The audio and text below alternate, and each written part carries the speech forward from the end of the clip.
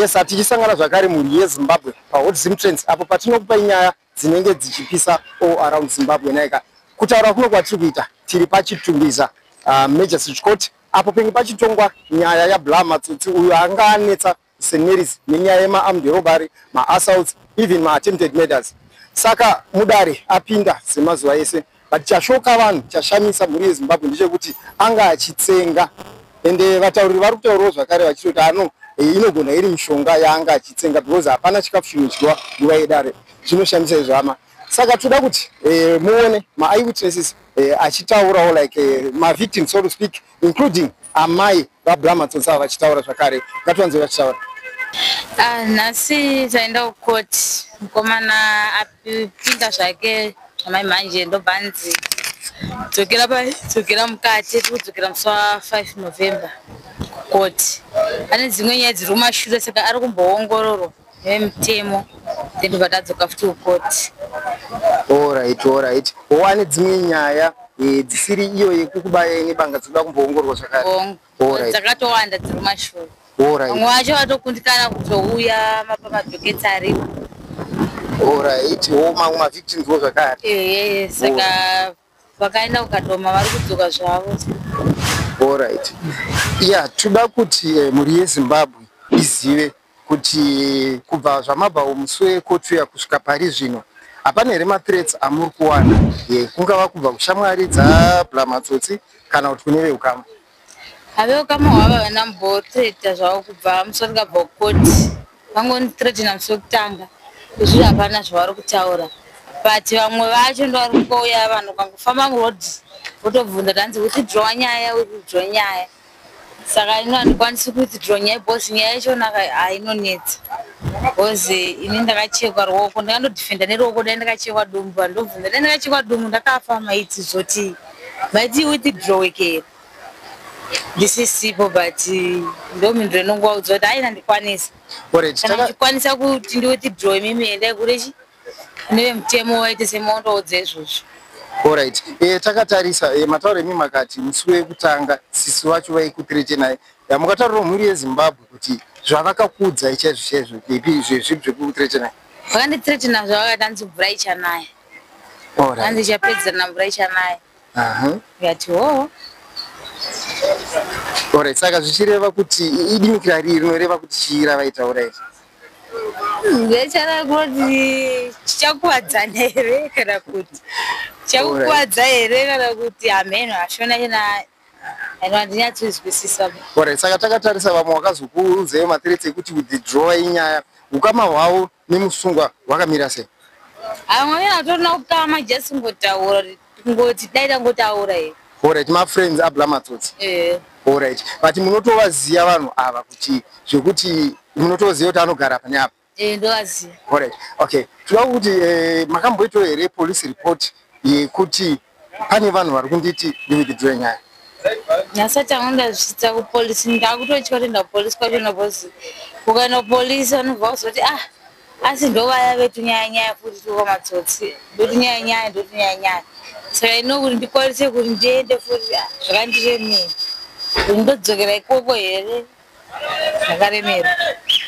Zvinorwadza. So munoziva here kuti munogona kukanganiswa zvakare nenyaya yekutya kuita police report takatarisa nyaya iyo iri pending iri kumatare dzimosvaidi? So sei muri kutya imimi kuti munoita police report pane vanhu vari kukupai ma-threats? Unoweti ukadzoka kuti ukaenda futi kupolisi vanachona vanouya achiita sei vazondikanganisa futi ndiri kumba. Saka chikumbiro chenyu ndechipi? Takatarisa kune vemutemo chamunoda kuisa pari zvino, takatarisa vanhu vari kukupai ma-threats ava. Ndinokumbira kuti vanhu vangonditarisawo kana mafambiro angu, because ndakutotya kutoshanyira kana amai vangu chachaino kuti vanhu vanoita sei vanondithreatena. Zvakaoma. Takatarisa mama wenyu anogara kuSt Mary's imomo zvakare? Mai vangu vanogara Manyana. Varipo here pano nhasi padare? Havapo. Saka taona zvakare mudaro muBlaa Matsotsi auya zveshuwa, asi pese paari kuuya achitsenga izvo zvashamisa vanhu vese vangu vari mudare kuti pese paanouya anenge achitsenga. Kufunga kwenyu tingati anenge achidya chii chaari kutsenga chii chiri kuitika pana Blamatsotsi akutsengera mishonga kuri mitori mishonga yechivanhu mishonga yechivanhu inotsengerwa yaya achitsengera saka kuda kuti mashoko ese achataura Majesty anenge achingoati yes nayo takatarisa nyaya ishi tambotaura hedu off camera mukatsananguriro muri yeZimbabwe kuti ronda ramakachikwa naBlamatsotsi iri ramira sei pari zvino ari zvino ronda randoora mukati raora mukati kana muchiti raora nechekuseri uku kwakaita kakuruita kuchioma but mukati makaita gomba munda mako muri kubuda urwa saka pane stitch rakandodambuka amawani bozi rakatonzi harifanira kuenda mvura ndakazondobata mvura ndikwanise kugeza futi kana munhu andokwanisa kundigezesa ndotoshandisa chi ndogeza ndega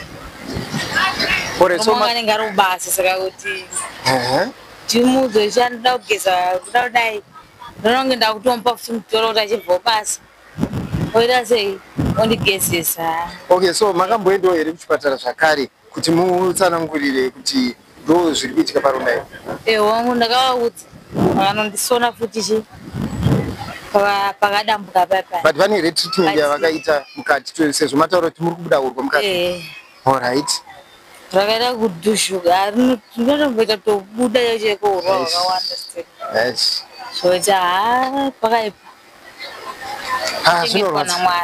zvinorwadza so pari zvino kubva mabva kutreatment iyeyo kuchipatara zvase hakungodaro but riri kurwadza riri kubuda urwa zvakare saka tikumbire kumhuri yeZimbabwe chamunacho panguva ino mukukwanisa here kuwana mapiritsi akakwana zvese nemishonga yese pane zvinhu handisi kukwanisa kuzviwana bhozi handina mari basa rangu randotoita basa kutowachirwa vamwe ndichiita sei nekuchera mvura ndione kubatsirikana but pari izvo ndakangogara handina munhu arikukwanisa kumbondiheupa chekuti pakaipa zvinorwadza so mashoko enyu kupedzisira takatarisana nenyaya ishi ndimudare yaBlamatsotsi ingava ipi takatarisana nemhondi dzakadai so tomubudisa here back in the society aiwa kubuditsa munhu kwete munhu ngambogara mukati bhozi nekondisheni yandiri ndiri kutotya kutozesa chacho kana kutofamba kana kuti zuva ratodoka chacho ndinotova munhu ari pakamanikidzika ndirambe ndakufamba manje handichakwanisi ndoda kuita kuti panogona nguva futi munhu oita sei ondipedzisa ndizokurikana uya kukoti zvinorwadza chokwadi so makasununguka here kuti tichibva painterview ino totoenda nepapolice momenchena mazita ese evanhu vari kukuteretenai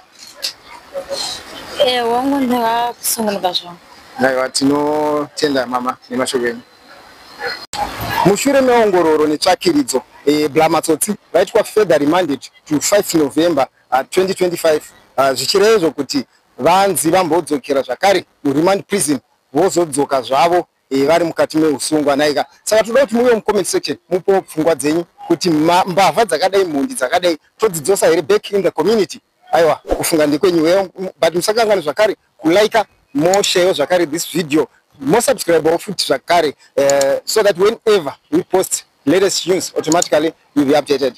We love you so much. See you next time.